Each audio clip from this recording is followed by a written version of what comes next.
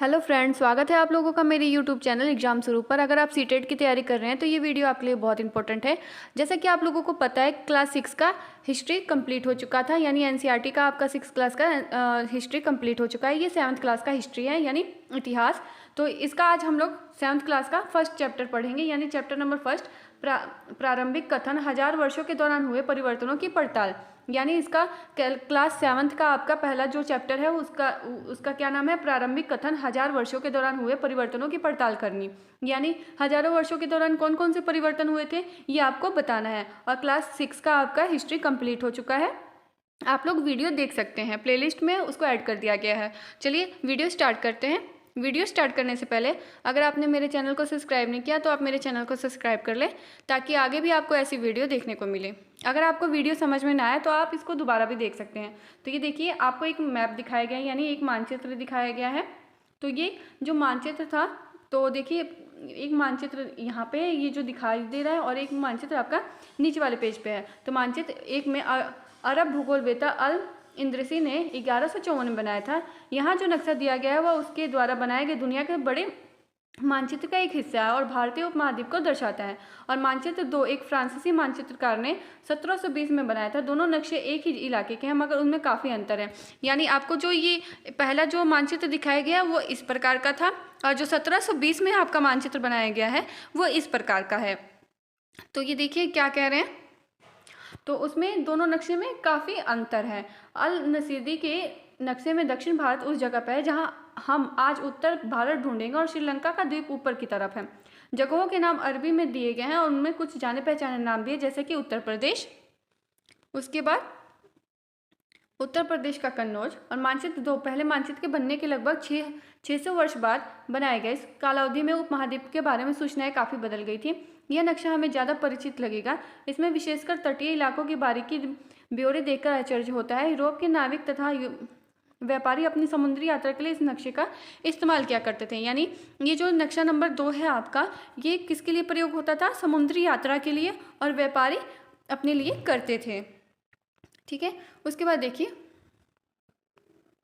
इतनी ही महत्वपूर्ण और एक बात है कि दूसरे युग तक मानचित्र अंकन का विज्ञान भी बहुत बदल गया था। इतिहासकार जब बीतते हुए युगों के दस्तावेजों और नक्शों और लेखों का अध्ययन करते हैं तो उनके लिए कि उन सूचनाओं के संदर्भों का उनकी भिन्न भिन्न ऐतिहासिक पृष्ठभूमियों पर ध्यान देना जरूरी होता है।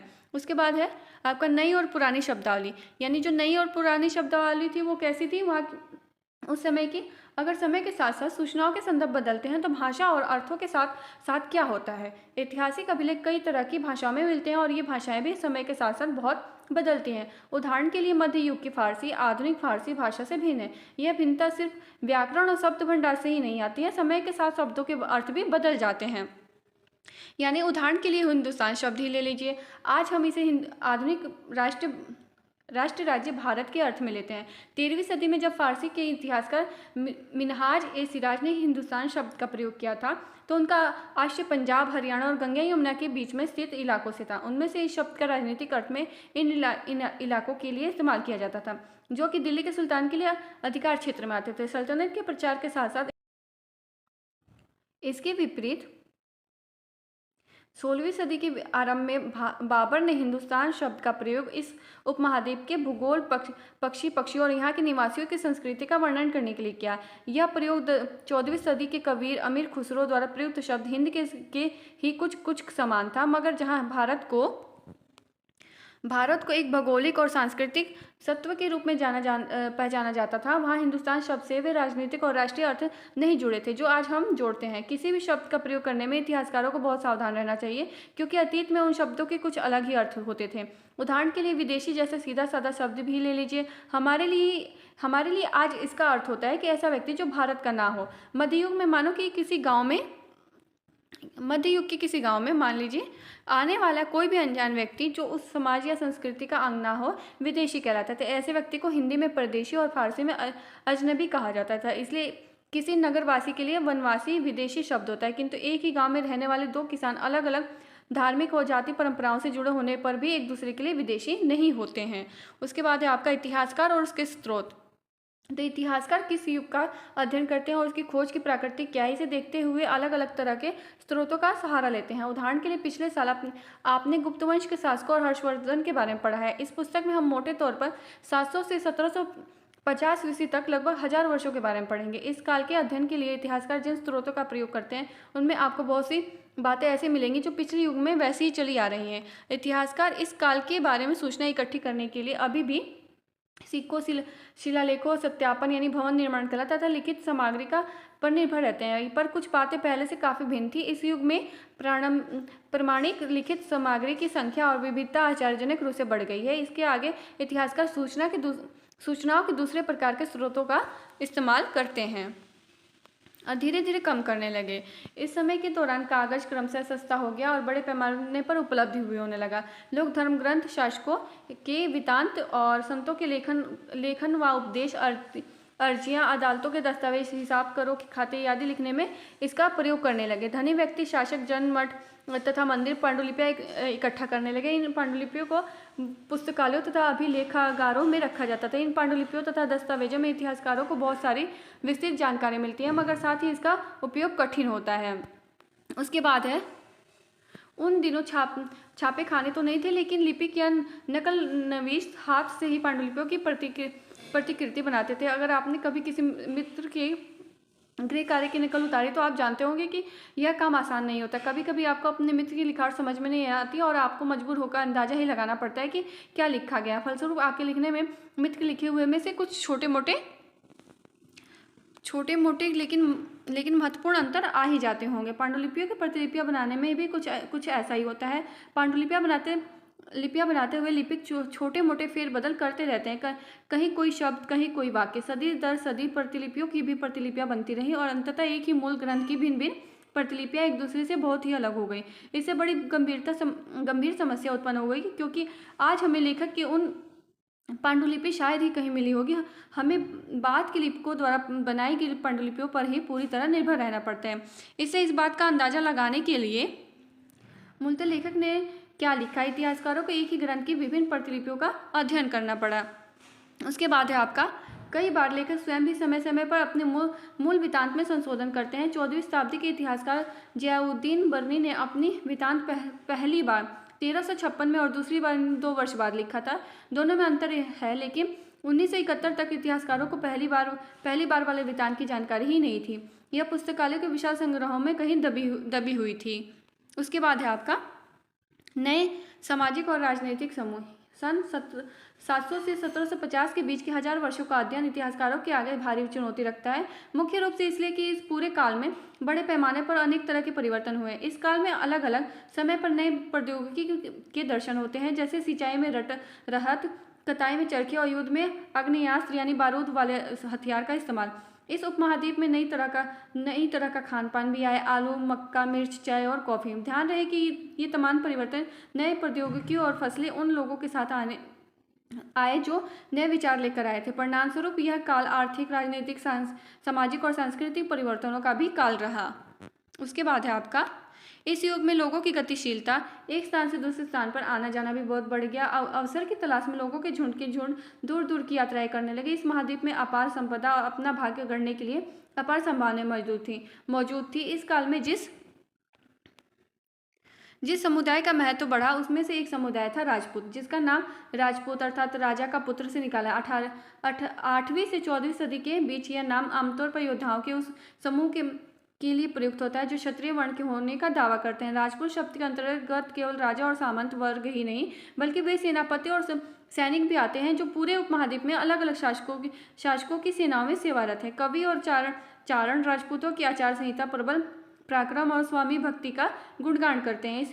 इस युग में राजनीतिक दृष्टि से महत्व हासिल करने के लिए अवसरों का लाभ मराठा, सिख, जाट, ओहम और कायस्थ यानी मुख्य लिपिक और मुंशियों का कार्य करने वाली जाति आदि समूह ने उठाया।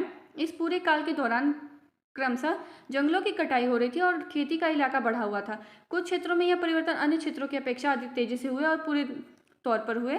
पर्यावास में परिवर्तन के कारण कई वनवासियों को मजबूर होकर अपना स्थान छोड़ना पड़ा और कुछ वनवासी जमीन की जुताई करने लगे और कृषक बन गए।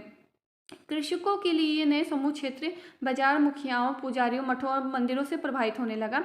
ये बड़े और जटिल समाजों के अंग बन गए। उन्हें कर चुकाने पड़ते थे और स्थानीय मालिक वर्ग की बेगार करनी पड़ती थी। परिणामस्वरूप किसानों के बीच आर्थिक और सामाजिक अंतर उभारने लगे। कुछ के ज़्यादा उपजाऊ जमीन होती तब तो कुछ लोग मवेशी भी पालते थे और कुछ लोग खेती में खाली समय में दस्तकारी आदि का काम कर लेते थे। जैसे जैसे समाज में अंतर बढ़ने लगा, लोग जातियों और उपजातियों में बांटे जाने लगे और उसकी पृष्ठभूमि और व्यवसाय के आधार पर उन्हें समाज में ऊंचा या नीचा दर्जा दिया जाने लगा। ये दर्जे स्थायी नहीं होते थे। किसी जाति विशेष के सदस्यों के हाथों में कितनी सत्ता, प्रभाव और संसाधनों का नियंत्रण है, इसके आधार पर उनके दर्जे बदलते रहते थे। एक ही जाति का किसी क्षेत्र में कई दर्जा हो सकता था और कई क्षेत्र में कोई किसी और का। अपने सदस्यों के व्यवहार का नियंत्रण करने के लिए जातियां स्वयं अपने अपने नियम बनाती थी। इन नियमों का पालन जाति के बड़े बुजुर्गों की एक सभा करती थी, जिसे कुछ इलाकों में जाति पंचायत कहा जाता था। लेकिन जातियों को अपने निवास के गांव के रिवाजों का पालन भी करना पड़ता था। उसके अलावा कई गांव पर मुखियाओं का शासन होता था। मिल मिलाकर ये किसी राज्य की एक छोटी इकाई भर होती थी। उसके बाद है आपका क्षेत्र और साम्राज्य। क्षेत्र और साम्राज्य क्या था? तो देखिए, चोल अध्याय 2, तुगलक अध्याय 3 और मुगल अध्याय 4 जैसे बड़े बड़े राज्यों के अंतर्गत कई सारे क्षेत्र आते हैं। दिल्ली के सुल्तान गयासुद्दीन बलबन का कार्यकाल कितना था? 1266 से 1287 की प्रशंसा में एक संस्कृत प्रशस्ति यानी प्रशस्ति के उदाहरण के लिए आप अध्याय 2 में देखेंगे में एक विशाल साम्राज्य का शासन बताया गया है, जो पूर्व में बंगाल यानी गौड़ से लेकर पश्चिम में अफगानिस्तान की गजनी यानी गज्जन तक फैला हुआ है और जिसमें संपूर्ण दक्षिण भारत द्रविड़ भी आ जाता है। गौड़ आंध्र, केरल, कर्नाटक, महाराष्ट्र और गुजरात आदि भिन्न भिन्न क्षेत्रों के लोग भी उसकी सेना के आगे पलायन कर जाते हैं। इतिहासकार विजय अभियान के इन दावों को अतिशयोक्तिपूर्ण मानते हैं। साथ ही वे समझने की कोशिश भी करने लगते हैं कि शासक लोग इस उपमहाद्वीप के भिन्न भागों पर अपने अधिकार का उल्लेख क्या करते होंगे। अब देखिए, भाषा क्या है। सन 700 तक कई क्षेत्रों के अपने अपने भौगोलिक आयाम तय हो चुके थे और उनकी अपनी भाषा एवं सांस्कृतिक विशेषताएं स्पष्ट हो गई थी। अध्याय 7 में आपको इसके बारे में और अधिक जानकारी मिलेगी। ये क्षेत्र विशेष शासक राजवंशों से भी जुड़े थे। इन राज्यों के बीच काफ़ी टकराहटें चलती थी। कभी कभी चोल, खलजी, तुगलक और मुगल जैसे राजवंश अपने क्षेत्रों में फैला एक विशाल साम्राज्य भी खड़ा कर लेते थे। ये सभी साम्राज्य समान रूप से स्थिर या सफल नहीं हो पाते थे। उसके बाद है आपका 18वीं सदी में मुगल वंश पतन के ढलान पर था। फलस्वरूप क्षेत्रीय राज्य फिर से उभरने लगे, लेकिन वर्षों से जो सर्व क्षेत्रीय साम्राज्यों का शासन चल रहा था उसमें क्षेत्रों की प्रकृति बदल गई थी। उन पर कई छोटे बड़े राज्यों का शासन चल रहा था और राज्यों की बहुत सी बातें इस उपमहाद्वीप के अधिकतर भाग तक फैले इन क्षेत्रों को विरासत में मिली थी। इस तथ्य का पता हमें उन कई परंपराओं से लगता है जो उन क्षेत्रों में उभरी थी। इन परंपराओं में कुछ एक दूसरे से भिन्न और कुछ एक समान थी। ऐसी परंपराएं हमें प्रशासन, अर्थव्यवस्था के प्रबंध, उच्च संस्कृति तथा भाषा के संदर्भ में मिलती हैं। सन 700 से 1750 के बीच के 1000 वर्षों में इन विभिन्न क्षेत्रों की प्रकृति एक दूसरे से कटकर अलग नहीं पनपी थी। हालांकि उनके चरित्र की अपनी विशेषताएं बनी रहती थी, मगर समन्वय के सर्व क्षेत्रीय ताकतों का प्रभाव भी उन पर पड़ा होता था। उसके बाद है पुराने और नए धर्म। तो इतिहास के जिन 1000 वर्षों की पड़ताल आप कर रहे हैं, इसके दौरान धार्मिक परंपराओं में कई बड़े परिवर्तन हैं। दैविक तत्व में लोगों की आस्था कभी कभी बिल्कुल भी व्यक्तिगत स्तर पर होती थी, मगर आमतौर पर इस आस्था का स्वरूप सामूहिक होता था। किसी दैविक तत्व में सामूहिक आस्था यानी धर्म प्राय स्थानीय समुदायों के सामाजिक और आर्थिक संगठन से संबंधित थी। जैसे जैसे इन समुदायों का सामाजिक संसार बदलता गया, वैसे वैसे इनकी आस्थाओं में भी परिवर्तन होता गया। उसके बाद है आज हम जिसे हिंदू धर्म कहते हैं, उसमें भी इसी युग में महत्वपूर्ण बदलाव है। इस परिवर्तन में जो कुछ थे, जैसे नई देवी देवताओं की पूजा, राजाओं द्वारा मंदिरों का निर्माण और समाज में पुरोहितों के रूप में मंदिर, ब्राह्मणों का महत्व तथा बढ़ती सत्ता आदि। उसके बाद है आपका संस्कृत ग्रंथों के ज्ञान के कारण समाज में ब्राह्मणों का बड़ा आदर होता था। उनके संरक्षण थे। नए नए शासक जो स्वयं प्रतिष्ठा की चाह में थे, इन संरक्षणों का समर्थन होने के कारण समाज में इनका दबदबा और भी बढ़ गया था। उसके बाद है आपका इस युग में एक महत्वपूर्ण परिवर्तन भक्ति की अवधारणा के रूप में आया। इसमें ईश्वर की कल्पना एक ऐसे प्रेमबल इष्ट देवी देवता के रूप में की गई जिस तक पुजारी के विशद कर्मकांड के बिना भी भक्त तक स्वयं पहुंच सकते थे। इस विषय में आप साथ ही दूसरी परंपराओं के बारे में आपको अध्याय 6 में जानकारी मिलेगी। यही वह युग था जिसमें इस उपमहाद्वीप में नए नए धर्मों का आगमन हुआ। कुरान शरीफ का संदेश भारत में पहले 7वीं सदी में व्यापारियों और प्रवासियों के जरिए पहुंचा। मुसलमान कुरान शरीफ का अपना धर्म ग्रंथ मानते हैं, केवल एक ईश्वर अल्लाह की सत्ता को स्वीकार करते हैं, जिसका प्रेम, करुणा और उदारता अपने अपने में आस्था रखने वाला हर व्यक्ति को गले लगाता है, चाहे उस व्यक्ति की सामाजिक पृष्ठभूमि में कुछ भी रही हो। कई शासक इस्लाम और उसके विद्वान धर्मशास्त्रियों और न्यायशास्त्रियों अर्थात उलेमा को संरक्षण देते थे। हिंदू धर्म की ही भांति इस्लाम के अनुयायी भी अपने धर्म की अलग अलग तरह से व्याख्या करते हैं। मुसलमानों में कुछ शिया थे और जो पैगंबर साहब के दामाद अली को मुसलमानों का विधि सम्मत नेता मानते थे। कुछ सुन्नी थे जो खलीफाओं के प्रभुत्व को स्वीकार करते थे। इस्लाम के आरंभिक दौर में इस धर्म का नेतृत्व करने वाले खलीफा कहलाते थे और आगे भी इसकी परंपरा चलती रही। इस्लामी अन्याय सिद्धांत विशेषकर भारत में हनफी और संफी ऐसे सिद्धांत थे की विभिन्न परंपराओं में भी कई महत्वपूर्ण अंतर आते हैं। ऐसे ही धर्म सिद्धांतों तथा रहस्यवादी विचारों को केवल विभिन्नताएं देखने को मिलती हैं। उसके बाद है आपका समय और इतिहास के कालखंडों पर विचार। इतिहासकार समय को केवल घड़ी या कैलेंडर की तरह नहीं देखते, यानी कि केवल घंटों, दिनों तथा वर्षों के बीतने के रूप में ही नहीं देखते। उनका नजरिया है कि समय सामाजिक और आर्थिक संगठन में आने वाले परिवर्तनों को झलकाता, यह दिखलाता है कि विचारों और विश्वासों में कितना स्थायित्व है और कितना परिवर्तन आया। यदि अतीत को समान विशेषता रखने वाले कुछ बड़े बड़े हिस्सों, युगों तथा कालों में बांट दिया जाए तो समय का अध्ययन कुछ आसान हो जाता है। 19वीं सदी के मध्य में अंग्रेज इतिहासकार ने भारत के इतिहासकार को 3 युगों में बांटा था, हिंदू, मुस्लिम और ब्रिटिश। यह विभाजन इस विचार पर आधारित था कि शासकों का धर्म ही एकमात्र महत्वपूर्ण ऐतिहासिक परिवर्तन होता है और अर्थव्यवस्था, समाज और संस्कृति में और भी कोई परिवर्तन, बदलाव नहीं आता है, महत्वपूर्ण बदलाव नहीं आता है।